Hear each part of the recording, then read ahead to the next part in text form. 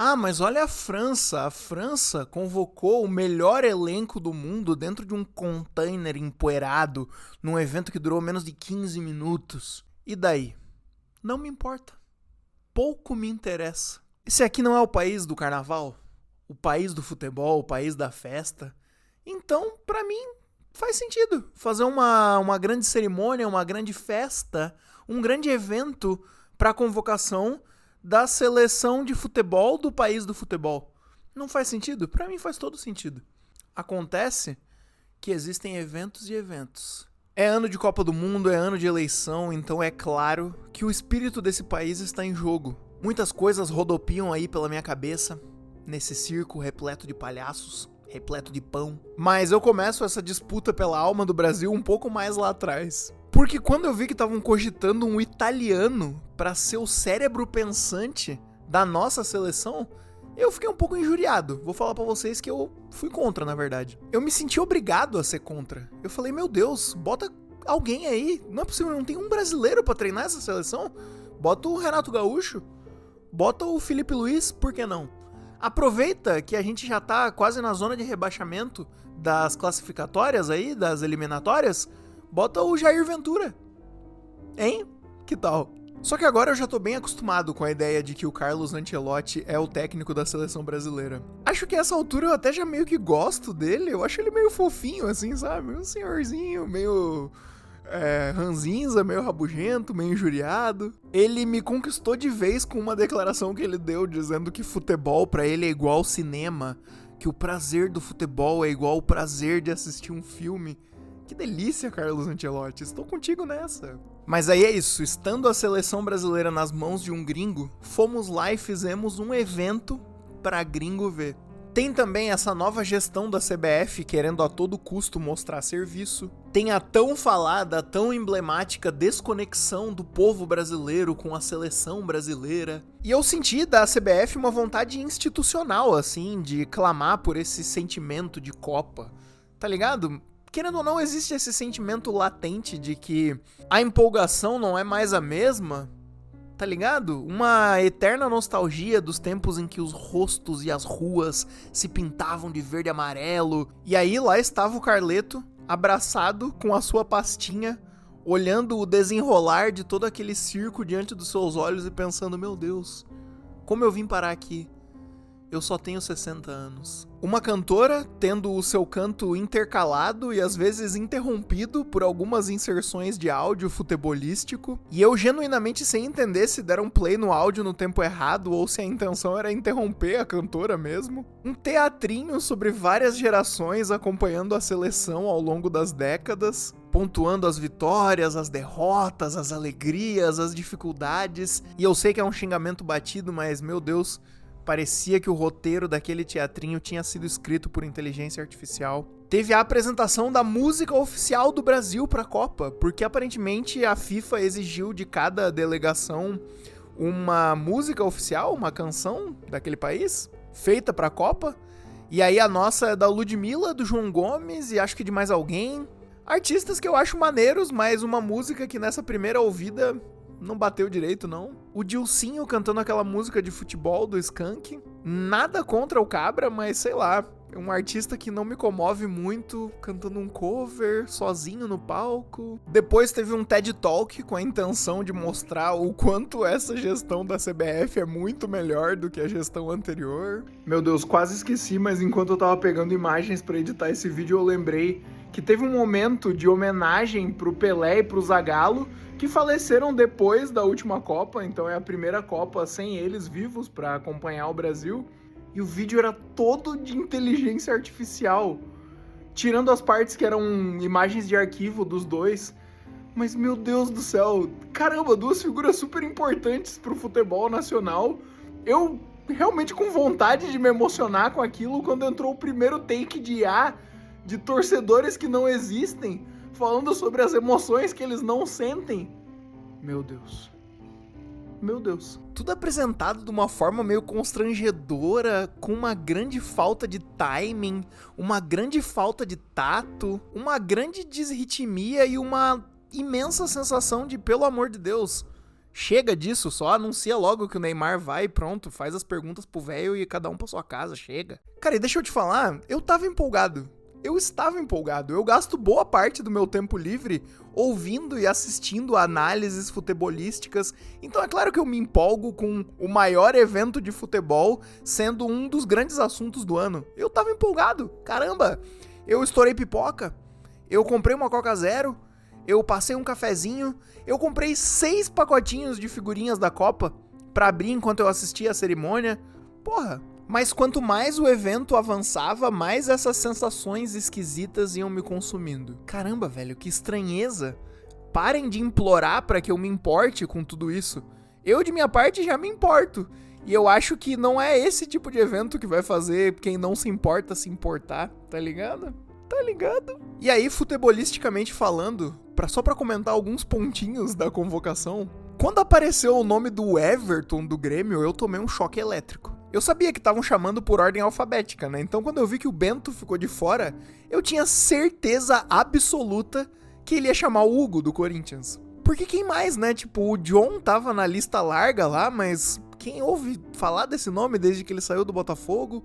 Pelo menos o Hugo foi convocado, né? Jogou contra o Japão lá, se eu não me engano. É especialista em pênaltis, é um goleiro jovem que dá pra pensar que pode ser trabalhado pra próxima Copa. Aí quando eu vi o Everton, caralho, porra, não acreditei, rapaz. Beleza, ele já foi pra outra Copa do Mundo, ele já tem mais de 50 convocações aí, pelo visto. O argumento que se aceita é que, pô, o Alisson tá numa instabilidade física, o Ederson tá numa instabilidade técnica, então talvez o terceiro goleiro seja realmente acionado e era melhor apostar na experiência. Mas do fundo do coração, mano, não tem como ouvir a palavra experiência e não pensar no Fábio, pelo amor de Deus. Eu tava achando linda toda a comoção, tinha até rival defendendo, falando que o Fábio tinha que ir, blá blá blá, etc e tal. Mas eu achava impossível, né? Ele não fez parte do ciclo, não foi chamado pelo Ancelotti em nenhuma convocação. Pra chegar na hora H e chamar o Everton, que também não foi chamado pelo Ancelotti nenhuma vez e, ok, jogou um jogo na outra Copa e esquentou o banco. Essa é a experiência que ele tem? Caralho. Não tem como olhar pra isso e não achar um esculacho, sabe? Ainda mais que todos os argumentos de justiça poética pra levar o Neymar pra sua última Copa valem ainda mais pro Fábio, que nunca teve chance em nenhuma Copa. E o Fábio, diferente do Neymar, tá jogando em altíssimo nível, né? Diferente do Everton também, pelo amor de Deus. Em quem que você confia mais, hein? Você tá com uma criança de colo, recém-nascida. Você prefere deixar essa criança no colo do Everton ou do Fábio? Deixa aí nos comentários. Eu acho que me chateia um tantinho o João Pedro não estar lá também. Acho um cara realmente diferenciado. Gosto do futebolzinho dele. Sei lá, não me incomoda que ele não esteja numa boa fase no Chelsea. O Chelsea tá uma merda. Quem é que tá numa boa fase no Chelsea? Ah, mas ele não tem nenhum gol na seleção. Tudo bem, mas eu acho que eu tinha mais curiosidade de ver o João Pedro na Copa do que ver o Igor Thiago na Copa. Tá ligado? Achei maneirinho o Ryan tá lá. Fico felizinho por ele. Uma pequena alegria pros vascaínos aí. Acho que eu preferiria o Thiago Silva no lugar do Léo Pereira, já que experiência foi um argumento pra tantas vagas, né? Tipo o Danilo do Flamengo, o Everton do Grêmio. Caramba, leva o Thiago Silva então, né? Uma defesa mais sólida, tá jogando em alto nível, sabe? Mas beleza, nenhum absurdo, o Léo Pereira provavelmente é o melhor zagueiro do Brasil mesmo, e por mais que seja do Flamengo, né? Mas é legal que tenham jogadores atuando no Brasil, jogando na seleção. Não é uma grande coisa também. Você pode estar me ouvindo falar essas coisas, principalmente com o boné do Fluminense em cima da mesa, e achar que eu tô sendo clubista, mas isso aqui não é clubismo. Todos os minutos que eu gastei falando do Fábio, até falando do João Pedro, que foi revelado pelo Fluminense, reclamar que tem muito flamenguista na lista, isso não é clubismo. Clubismo é eu achar que nessa escassez de lateral no planeta Terra, a gente deveria ter trabalhado o Samuel Xavier durante o ciclo. Podia estar lá. Na minha cabeça... Ok, agora ele tá um pouco embaixo. Mas leva o Samuel Xavier e o Guga, então. Sabe? Que daí quando um tá embaixo, o outro tá em alta. É sempre assim que funciona. Outro clubismo também. Meu Deus, Fabinho? A gente vai levar o Fabinho? Convoca o Martinelli, então. Melhor volante do Brasil. Tá ligado? Martinelli joga de 5, joga de 8, joga até de zagueiro se precisar. Contanto que o técnico seja o Fernando Diniz. Até o Nonato eu levaria. Sabe? Fosse eu o técnico da seleção brasileira. Aí vai, achei muito foda o Endrick. Maneiro. Um jogador que eu tenho muita curiosidade, o Matheus Cunha. Porra, ouço tanto falar, tenho vontade de ver esse cara fazendo alguma coisa. Mas de resto, acho que eu tô com os comentaristas. É isso aí que temos e vambora. E finalmente o grande elefante amarelo na sala, Neymar Jr.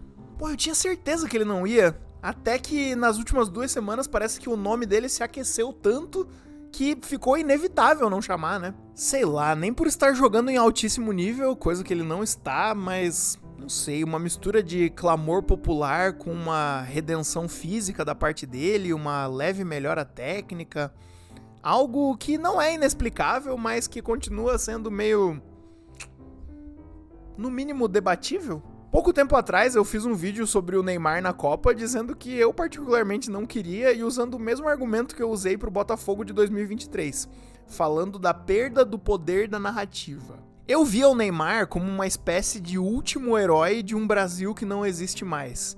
Ou um herói torto, um anti-herói, ou um vilão mesmo, sendo que um arco de redenção dele, culminando no Hexa, na minha opinião, era a melhor história disponível pra ele. Mas eu sentia que essa história já tinha passado, sabe? Que o tempo de contar essa história já tinha passado, que o timing não era mais o melhor, e que agora ele não parecia mais capaz de encarnar essa história e viver esse arco, esse desenho narrativo, sabe? E eu ainda acho isso, e quando eu vi o nome dele lá, eu simplesmente não consegui entender qual história a gente vai contar com esse nome na Copa do Mundo.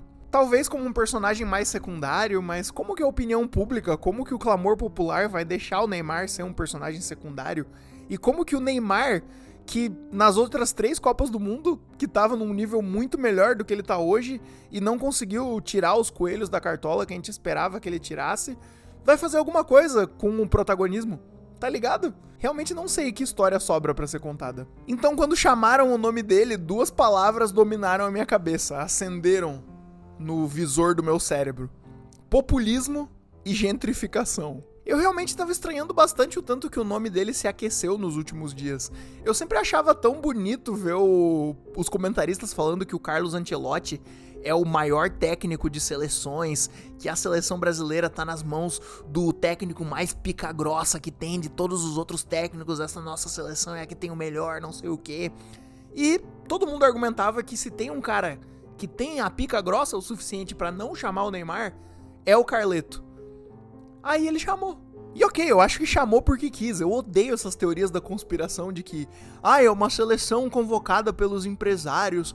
Porque os empresários... acontece tanta coisa nos bastidores do futebol que vocês ficariam enojados e é tudo comprado, é tudo um esquema, é tudo blá blá blá. Eu sei que as pessoas têm um fascínio por teorias da conspiração de que tudo é uma armação, mas essa é a teoria da conspiração que eu menos gosto. Eu acho... essa formatação de teoria da conspiração eu acho pouco apelativa, pouco charmosa. Porque na maioria das vezes eu penso que se tudo fosse uma armação, todo mundo que tá lá teria que estar atuando muito bem. Teriam que ser atores muito bons. Se futebol é um grande circo armado de cartas marcadas, os personagens ali são atores e eles têm que atuar bem. E é difícil atuar bem, tá ligado? Então, na maioria dos casos, eu acho que é simplesmente mais fácil você fazer algo de verdade do que você fazer uma encenação. Porque a chance da encenação ficar uma merda é muito grande. Tá ligado? Mas como não pensar na palavra populismo depois da reação do auditório quando o nome do menino Ney foi chamado? Olha todo aquele escarcéu que foi feito, todas aquelas palmas que eles tiveram que pedir pra interromper, pra continuar a cerimônia, continuar a convocação. Como que um evento desse tamanho, como que um circo desse tamanho ia parar de pé sem o palhaço principal, né? Tipo, realmente, como que essa festa toda ia acabar se o nome dele não fosse chamado? As pessoas iam vaiar quando entendessem que ele não foi? Como que ia ser a coletiva? Ia ser ainda mais constrangedora? Que pergunta que o pilhado ia fazer, tá ligado? Então acho que é impossível não pensar que em algum nível essa é uma decisão populista. Porque o clamor popular existiu, né? Existe. Tá aí. Tá lá. E aí quando corta pro rosto do Luciano Huck, sorrindo e aplaudindo esse nome sendo chamado, como não pensar em gentrificação, em elitização? Esse é o grande fenômeno futebolístico do momento. O futebol brasileiro é gentrificado, é elitizado, é arenizado. O povo não tá dentro do estádio, porque estar dentro do estádio é caro pra caralho. Nenhum evento pomposo muda essa realidade. Nenhum evento pomposo encurta essa distância. A desconexão do povo com a seleção é um problema muito maior que não vai ser resolvido só num grande evento pra mostrar serviço. Mas é isso, né? As coisas são complexas. Se quiser fazer outros eventos pra outras convocações, continua fazendo. Acho legal a ideia de que nós somos o país da festa. Mas essa festa é complicada. Tem muita coisa pra debater sobre essa festa. Tudo é complicado. O mundo vive uma superlotação de nuances. Como que isso aqui não ia estar cheio de nuances? Hein? Agora, dito tudo isso, eu de minha parte adoro pão, adoro circo e eu adoro festa. Eu não sou um cínico amargurado. Para além de análises sociológicas, filosóficas, futebolísticas, eu quero festa. Eu quero gol, eu quero cerveja, eu quero vitória, eu quero churrasco, eu quero maluquice, eu quero grito, eu quero vitória, eu quero taça, eu quero hexa. Eu quero acreditar porque é ano de acreditar.